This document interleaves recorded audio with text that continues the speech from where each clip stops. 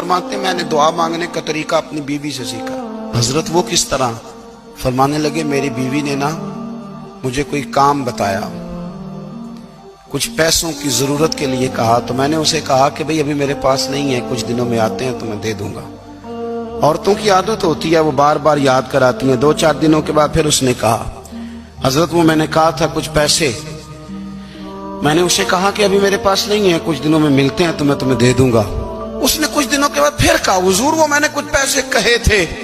فرماتے میں نے ڈانٹ دیا، میں نے کہا کہ کیا تو روز مجھے شرمندہ کرتی ہے، کہا نا میرے پاس نہیں ہے، ہوں گے تو دے دوں گا، تو روز یاد کراتی ہے۔ فرماتے ہیں اس نے پہلے تو میری ڈانٹ کو سہا، پھر میرے سخت جملوں نے اس کی آنکھوں میں آنسو پیدا کر دیے، پھر اس نے اپنے آنچل میں اپنے اس دکھ کو سمیٹا، اور پھر اس نے ایک جملہ کہا تو میں رو پڑا، اور مجھے اپنے رب سے مانگنے کا طریقہ آ گیا۔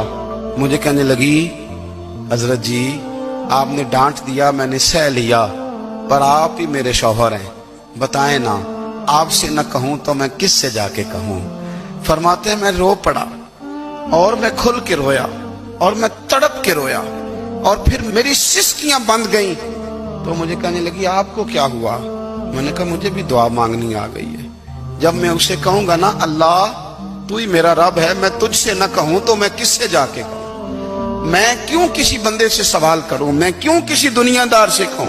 میں تیرے بندوں کا، نیک بندوں کا وسیلہ لے کے، تیرے محبوب کی غلامی لے کے تیری بارگاہ میں آیا، تجھ سے نہ مانگوں تو کس سے مانگوں؟ سمجھ آ گئی ہے؟ جب میں اس رنگ میں مانگوں گا تو پھر رب میرے اوپر بڑا ہی فضل فرمائے گا۔